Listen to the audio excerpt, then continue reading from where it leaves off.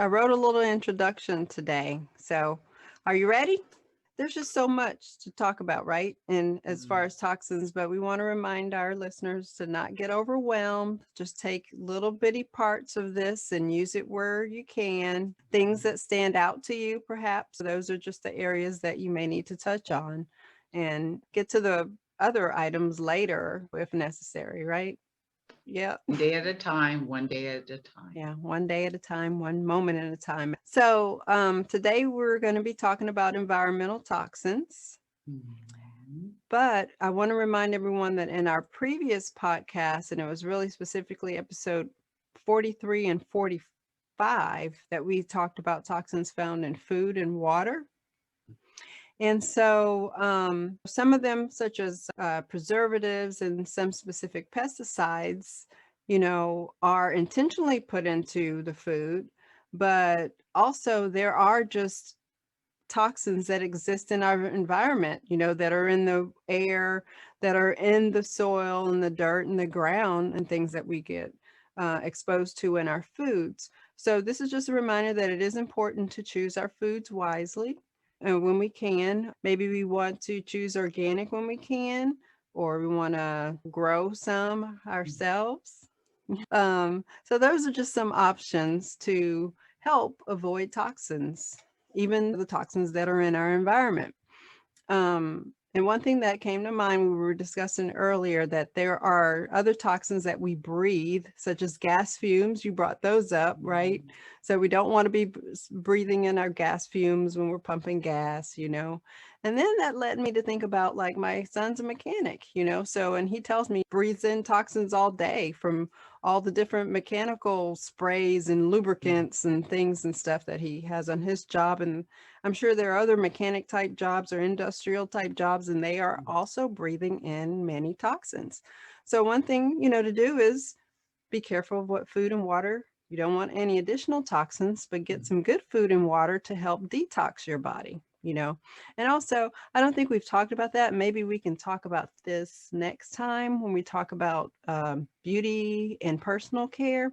But, did we talk about another way to detox is through the saunas, through heat? I cannot Oh, remember if we've done that, but we may touch on that again next week. we should touch on that. Yeah. Yes. So I just want to remind everyone to check out podcasts 43 and 45 specifically for food and water. But today we are going to talk about toxins that everyone might be or may not be exposed to in their daily living. But these toxins come to us specifically through our home, where Mm. we live and spend most of the time of the day. So I thank you for putting together this outline today that we are going to be discussing. And if you want to introduce that, we'll just move on right into toxins in our home. Yeah, that's a big topic. After I started looking into it, there are so many toxins in our home, and a lot of people are familiar with it's not the new home smell, like the new car smell. And so new home, new car smell, we're like, ooh, well, those are pretty much toxins that are in the environment that we're getting a whiff of. So that just led me to just Google that, and I found out about what's called off gassing. Okay.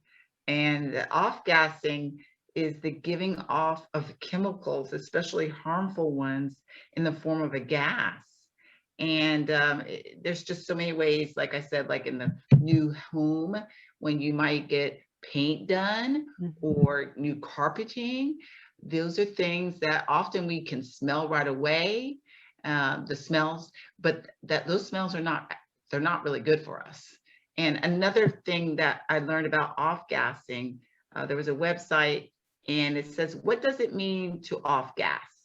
And this website, thespruce.com, explained it this way.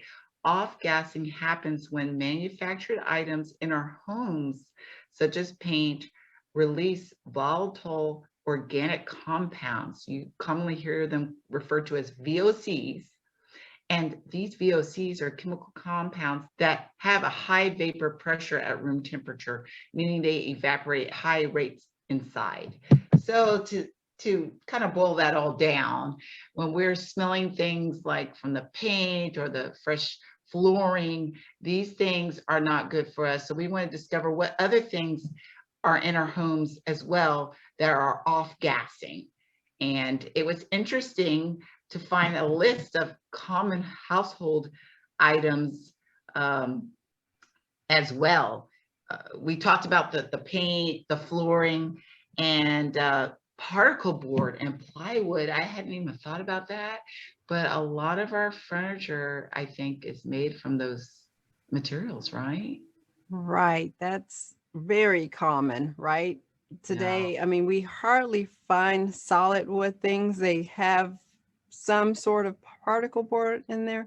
And when you were reading that, it reminded me, you said volatile. These things are highly volatile. That's why we smell them right away. Mm. And that's what makes them most toxic, because we're smelling them and they're highly volatile. They're the things that we really want to avoid. When we can smell chemical smells, we want to avoid those chemical smells. And so we'll get into how to kind of avoid that and reduce some of that. But yeah, particle wood, plywood, yeah, all Yeah. that. So yeah, you listed cabinets and Furnishings, our furnishings, like you said, the cabinets, the tables, the couches and mattresses. And you might be like, what is that about? Well, some of these furnishes have glues and they have formaldehyde in the coatings. And we know, like back from school, when we dissected those animals, that weird smell, that was because they were preserved with formaldehyde, but yet we have them in many of our home furnishings. So like you said, Shonda, we'll talk a little later about how do we minimize or get rid of some of these or avoid them. But yeah, let's continue with the last bit of it. We have our cleaning items like air fresheners, cleaning sprays. These things also off gas. And some other culprits would be electronic equipment. That's another whole topic because they're referred to not VOCs necessarily, but they're emitting things that are not very helpful to our bodies as well. So all these things, just to be aware of that they're off gassing, is important. And then we can talk about ways to help control off gassing. yeah. Yeah. Yeah, that's so true. There are so many chemicals that are used in these products. A new one I heard about was fungicides, being sprayed on different things and even in clothing and maybe some of the mattresses and the Oh, softer yeah. things. So, yeah, we really have to be careful. When we get things and it has a smell, there are ways that we could eliminate some of those things. And so are we going to go there? Are we ready to go Yeah, there and talk about? let's go to some ways to eliminate. And getting back to what you said earlier, though, when you actually start smelling these smells, that's like, wow, that tells you we need to avoid it. And it reminds me of when we were kids, the parents always say, don't be trying to smell the gas at the pump. I actually used to like that smell. But anyway, that's a clue. And it says highly volatile. We don't play around when we're at gas pumps. Well, the same thing at our homes, and we'll just go right into it. For example, mattresses can off gas. They are stored in warehouses in plastic, and they're made of synthetics. And so that combination of wrapping tightly in plastic in a warm area, and then you're going to take that into your house and just unwrap it and sleep on it. So that's not a good idea. So that takes us right into one of the things we can do with off gassing. If you know you're going to get new flooring or new mattress or new paint, give it time. Let that room air out. Like we're about to receive a mattress, hopefully in the next week. And I've already decided that I'm going to leave it right outside the house. We have a little porch area where I can leave it and let it do the off gassing out there before we bring it into the home. So time is a factor that we can use time to help us with the off gassing. Yeah, time is a good thing. And that reminds me that I know we may not want to do that with our mattresses, but with our furniture, we may want to shop resale shops, to Mm. get some furniture and things. So that would be a good way to avoid, you know, off-gassing, but also when we do resale shops, we sometimes we could probably find 100% wood too. But then there's still sprays and varnishes and glues and stuff. So yeah, we just need to be careful and allow those products time. So Mhm. like you said, leave them in an open air space, maybe open some windows to get some Mhm. fresh air circulating, or use a fan to get, to get the air circulating around there. And you want fresh air. Most of us have some fresh air around. If you have grass outside your home, or trees and things, they do produce fresh air. They detox the environment. Trees and plants, that's their purpose. Great, great, hmm great tip. Yeah, so opening the window and getting some of that exchanged air would be a good idea. So you want to talk about some other things? I probably led us into plants, right? Yes, you led us into plants is another way to clean up the air quality in your house. Because I know some people, depending on the temperature outside and what have you, they're like, oh, I don't want to open my windows. And we're not saying don't. We're saying at some point you want to, because it's like a box. We're in a heated box with all these chemicals. So find a way to open your doors and windows, and then bring in the plants, because those are going to help clean up the quality of our air as well. Indoor plants are a big deal. So let's embrace the idea of indoor plants. Bringing the outside in is another great idea. And then I thought you touched on a little bit.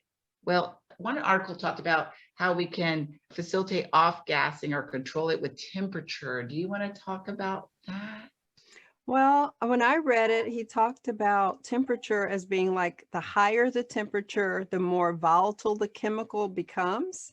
So by increasing the temperature, we want to do that in a place that we are Mm. not, and allow that air to circulate out. So increase the temperature, put it in a hot room, put it in a hot garage or something, and just let it off gas there. Maybe open the garage door and let all that out, and keep it there a few days. Mhm. Maybe, and then a fan, just do what you can as long as you can to eliminate bringing those toxins in the home. Exactly. And thank you for that great uh, description of that. And in Texas, we do have the convenience of hot weather, and even that nice furniture that you're bringing in, you can put it, like you said, in the garage and let it off gas there before bringing it into your home. That's a great idea. And then, of course, we've already touched on the ventilation, about opening the doors and opening the windows. I know in some states people do that weekly, if not more. But I know in Texas, we're so hesitant. But at the same time, we have to understand that that's going to be better for us. It doesn't have to be all day, but even if it's just a half an hour to an hour for that day, once a week, I think even myself, we're going to start doing that more. We do have screens on our windows, so maybe we pay more attention to our screens and make sure they're in good shape so that we can open up those windows and bring in the fresh air. And like you said, bring in some plants. hmm Look up some good indoor plants. It's always a hmm good thing. Yeah. Oh yeah, I'll definitely look up a link and list some there. So one thing that we don't want to forget though are the other things that we're bringing in, such as home cleaning products and sprays and room deodorants and things like that.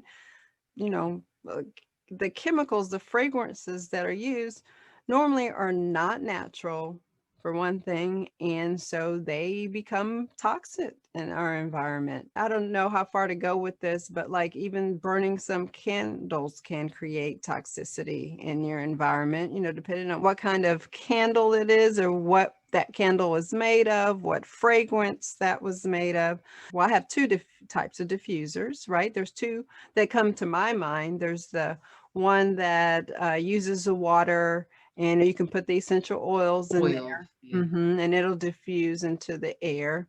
And then the other is like a heating element where you could heat oil, like maybe coconut oil or something, and put your own essential oils in Mm. there. So those are two ways to get a fragrance. And even like around Christmas time, it just came to mind, like when you boil cinnamon on the stove or something, or Mm. maybe even just boil some lemons and some seasonings on the stove. I'm just thinking of, ways to get fresher, cleaner smells in the air. That's one way to do. You have any other ideas about air? Essential oils, I think, are very good one to mention, and what you diffusers. But also, because I used to burn candles, and then I graduated to cleaner burning candles, and then but even the air conditioning guy explained to me that overall, any candle burning in the home is not great for our heating, cooling system, filtration. So anyway, I just don't burn anymore at all.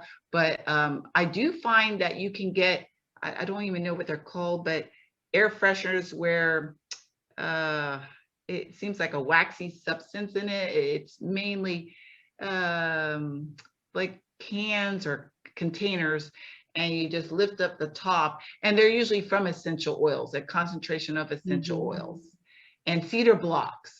That's another great thing in the closets, in your shoes. These are great ways, because I know growing up, I thought, oh, air freshener, that's great. And once in a while, you can find natural air fresheners. We do have some made from oil of oregano. So just be mindful of when you're buying products that they don't have a lot of perfumes or synthetics in them or chemicals in them. There are some natural air fresheners. Maybe it's the oil of oregano or other type of, even lavender. You can get that essential oil lavender and it's concentrated and diluted and spray it around as well. So there are other ways to freshen up the smell of your house, including opening up your house again. I can't say that enough. I'm glad you brought that up. That helps bring in fresh air and take out the not so fresh air. Yeah, the other thing I thought about, if you do have a natural based candle, you could sit that candle on a candle warmer, and you don't have to burn it so that there's no smoke. Okay. But yeah, so that's one choice. And then I'm going to put the link again to EWG's list on Amazon about chemical free or the green products that are for sale on Amazon. Yeah, so we can do that. So I do mostly make my own cleaning products at home. I use things like baking soda, to scrub sinks, to scrub dishes, to scrub bathtubs, just with the regular soap that I use. Mix that soap with a little baking soda. So you do not need chemicals. I know a lot of people use, and this is not good for the environment. They put like Drano down their drains if they get, we didn't think about that, but I have this little zipper, to get the hair out. You stick it in there and you twirl it around and pull it out. It is disgusting, but I mean, you are preserving the pipes in your home by not using those chemicals. Those chemicals can destroy your home. Over time, they do. Drano and bleach is another common. And the smell.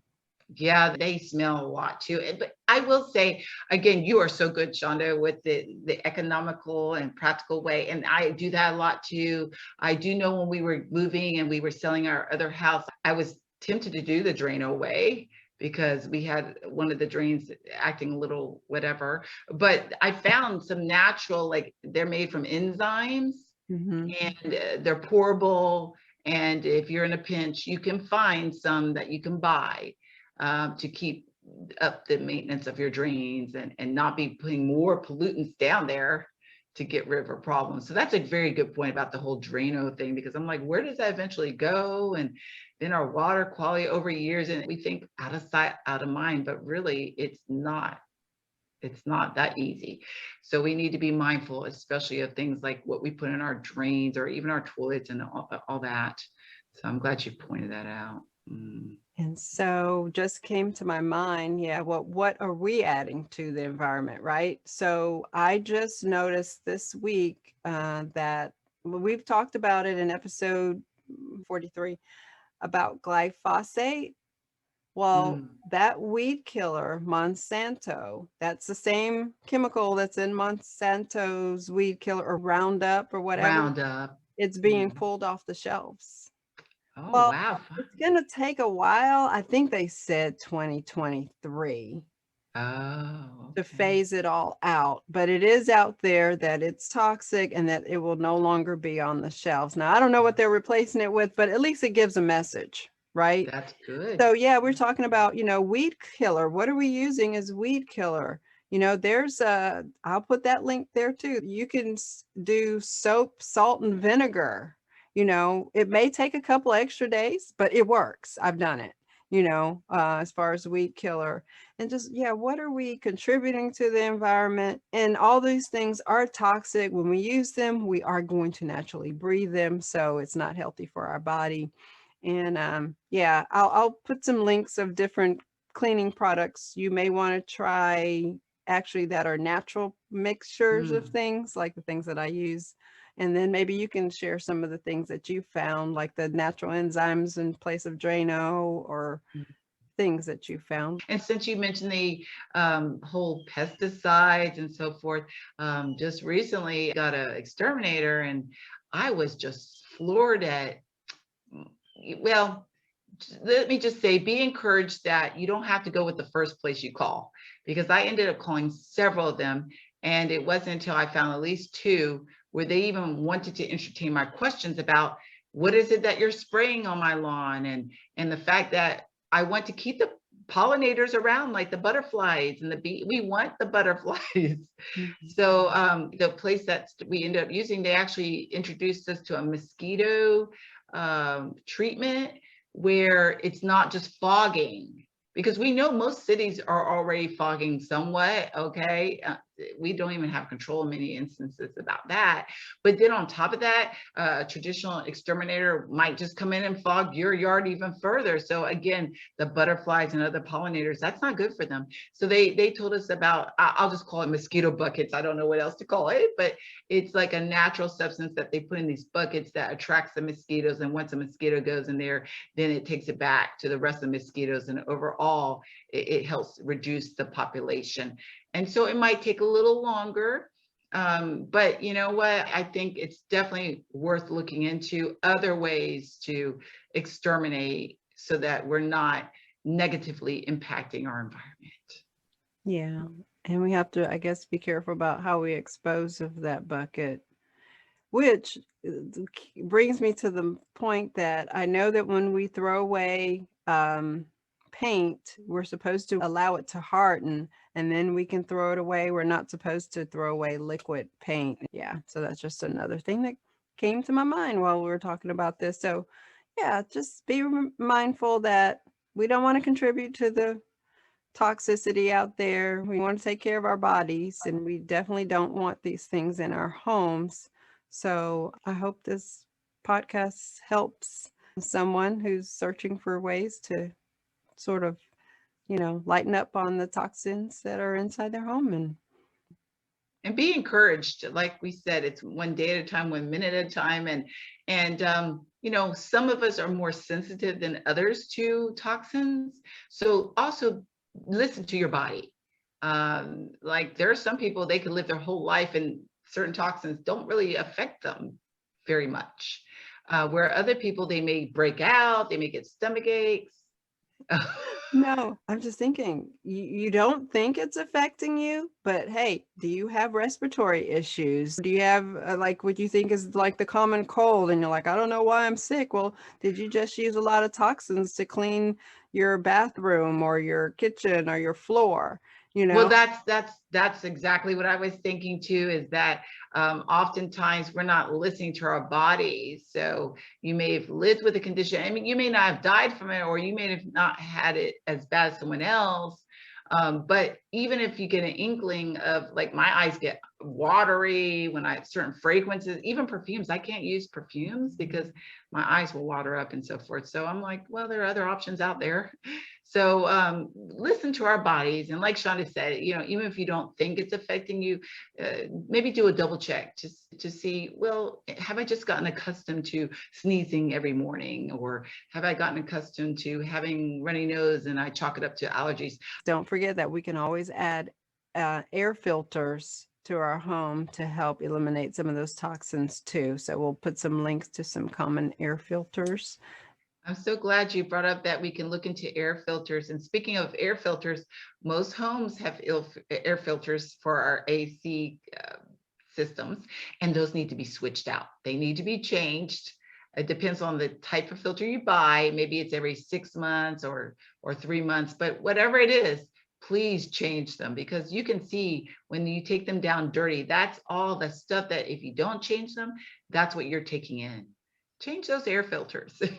We'll just go from there. And if you have any questions, please send us your questions and we'll be happy to answer them or try to help you find an answer. Yes. We hope you enjoyed watching today's video of our podcast. A link to the show notes can be found below this video. Also, please subscribe so you won't miss any future videos. And be sure to comment below and let us know what you think about this format. Until next time, let's just be real.